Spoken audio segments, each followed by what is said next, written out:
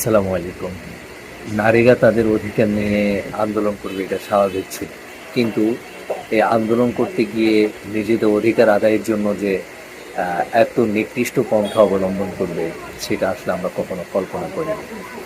একজন সুস্থ মস্তিষ্ক সম্পন্ন ছেলে তার মা, বোন, আত্মীয়-স্বজনকেও এইভাবে রাস্তায় নেমে নিজেদের প্রাইড দেখিয়ে আন্দোলন করবে, নিজেদেরকে খুব বাজেভাবে এমন কিছু বলবে, এমন কোনো শব্দ চয়ন করে কথা বলবে, যেটা আসলে সত্যি শুনতেও বিব্রতকর এবং খুবই বাজে একটা বিষয়।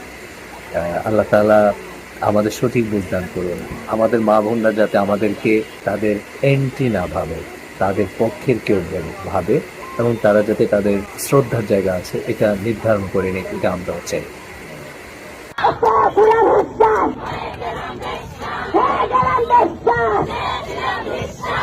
ছিলাম